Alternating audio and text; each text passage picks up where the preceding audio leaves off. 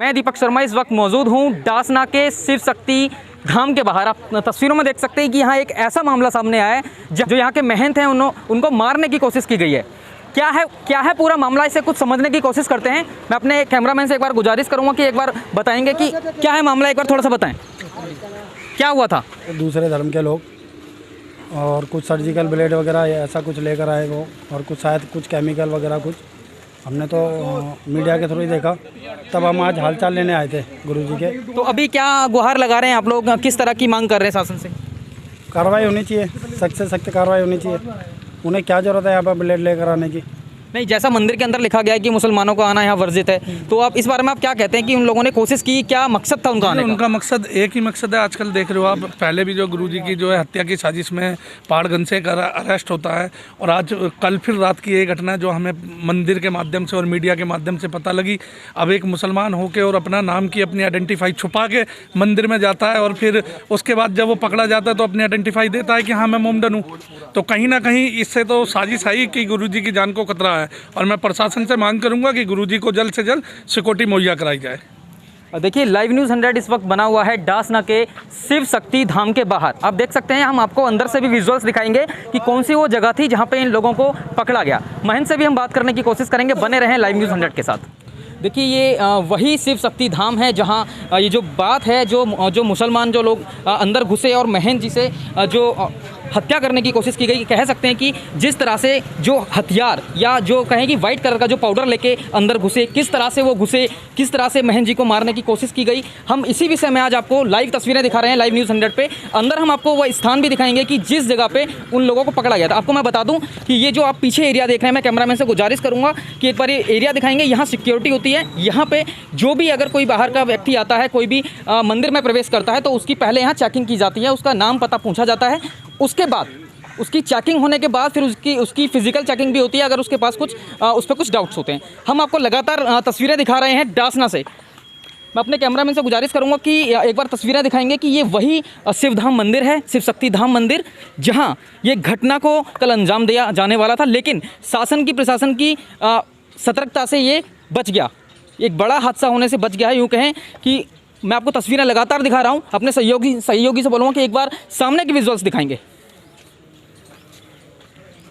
आखिर क्या कुछ मामला था, इसकी हम महंत से भी बात करेंगे, जो इसके महंत हैं। हम आपको लगातार तस्वीरें दिखा रहे हैं, हमारे सहयोगी आपको लगातार डासना के शिव मंदिर से आपको तस्वीरें दिखा रहे हैं, शिव धाम से तस्वीरें दिखा रहे हैं कि किस तरह से ये जो घटना को अंजाम दिए जाने वाला था, लेकिन बाल होने से घटना बची।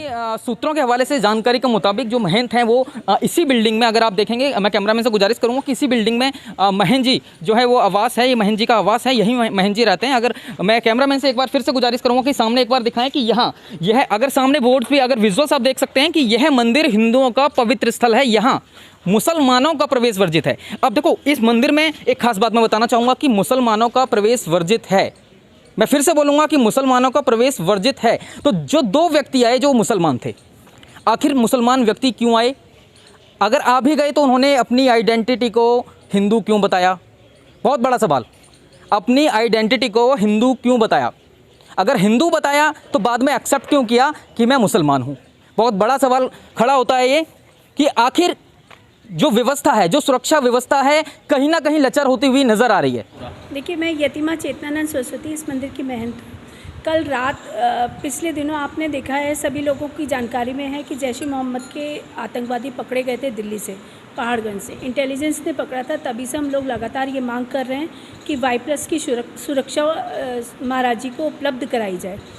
कल गेट पर सिक्योरिटी है, लेकिन वहाँ चेकिंग नहीं हुई उनकी। उन्होंने हिंदू नाम से एंट्री की मंदिर के अंदर।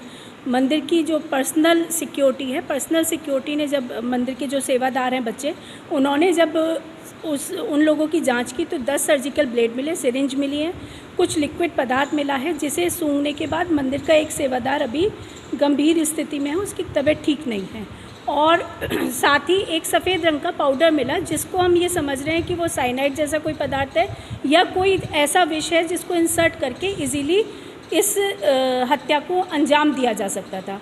दोनों ने, जब वो फिज़िकल चेकिंग की बात आई, क्योंकि कुछ संदेह हुआ मंदिर के सेवादारों को, उन बच्चों को, तो उस समय उसमें एक जो था उसने कहा मेरा नाम कासिफ है, दूसरे ने बताया अपना नाम विपुल विजयवर्गीय, लेकिन 2:30 बजे तक पुलिस ने हमें ये कंफर्म किया जो विपुल विजयवर्गीय है उसने कासिफ की बहन से निकाह किया हुआ है और वो मोहम्मद विपुल विजयवर्गीय की उसकी आईडी है, वो इसी नाम से अपनी आईडी को चलाता है, उसका आधार मोहम्मद विपुल विजयवर्गीय करके है।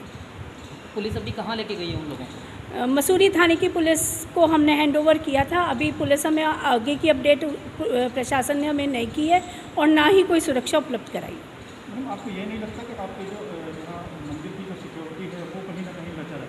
देखिए, प्रशासन की सिक्योरिटी, मंदिर की सिक्योरिटी लचर होती तो वो पकड़े नहीं जाते, क्योंकि पूरी रैकी के साथ आए थे।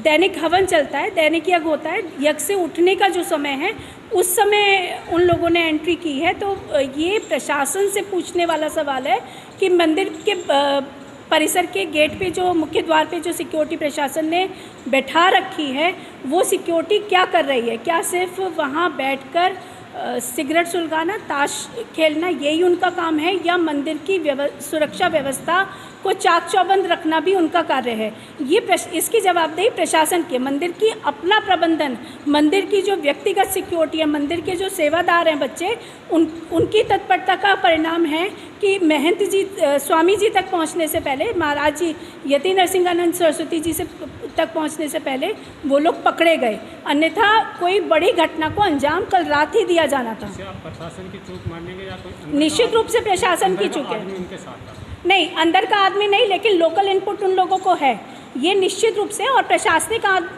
कोई भी प्रशासनिक जो पुलिस वाले बैठा रखे हैं, कोई भी साथ हो सकते हैं। ये तो पुलिस इन्वेस्टिगेशन का विषय है कि किस व्यक्ति ने उनको ये इनपुट दिया कि दैनिक यज्ञ किस समय होता है।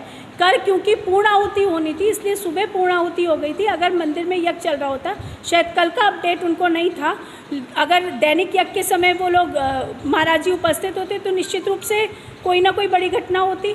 ये प्रशासनिक चूक है, इसमें सारा प्रशासनिक अमला महाराज जी को, यति नरसिंहानंद सरस्वती जी को, जिनको लगातार मौलाना जिनके सर की कीमत लगा रहे हैं, पूरे विश्व के मौलाना एकत्रित हैं उनकी हत्या के लिए, ऐसे समय पे प्रशासनिक अधिकारी सुरक्षा देने में असफल रहे हैं।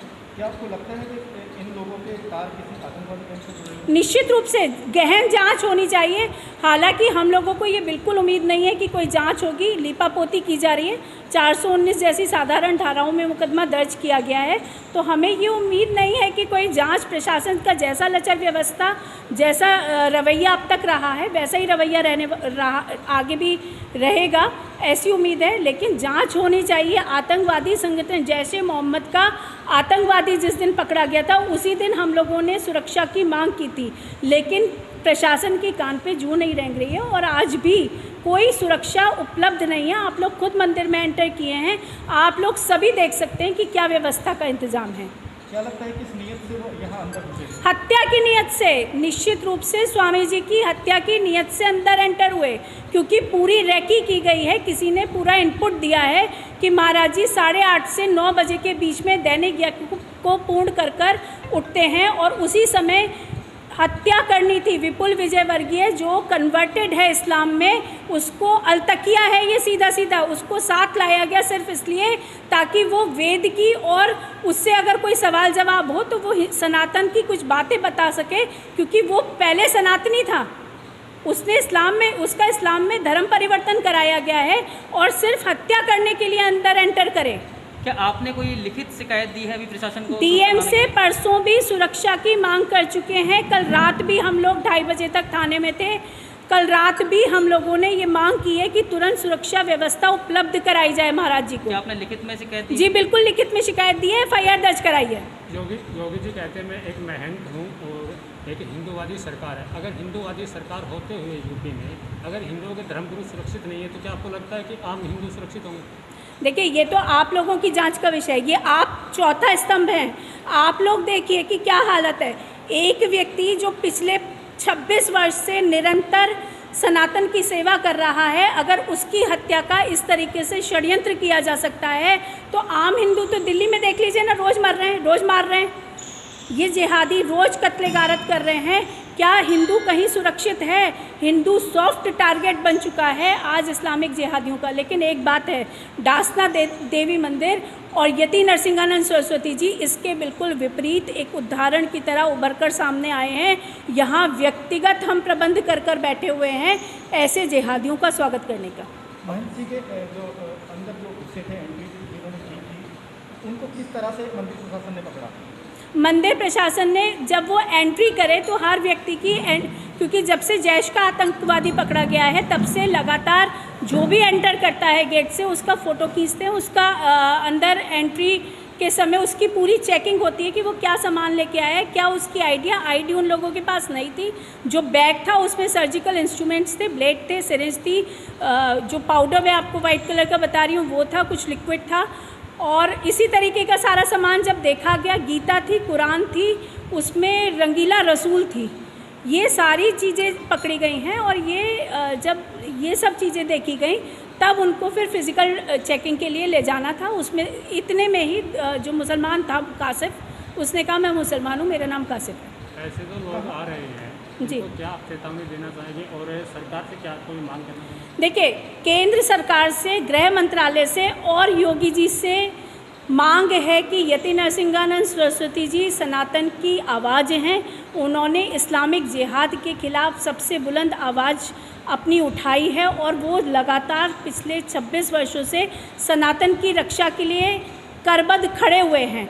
मेरा निवेदन है कि उनको Y+ श्रेणी की सुरक्षा प्रदान की जाए, कम से कम Y+, वैसे तो Z होनी चाहिए, लेकिन कम से कम Y+ श्रेणी की सुरक्षा प्रदान की जाए।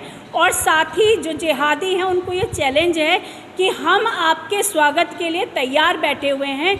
यति नरसिंहानंद सरस्वती जी और कमलेश तिवारी जी में बहुत बड़ा अंतर है। जो मंसूबे तुम अपने मन में पाल रहे हो वो कभी भी पूरे होने वाले नहीं हैं, क्योंकि हम सिर्फ सरकारी अमले की सुरक्षा के ऊपर निर्भर नहीं हैं।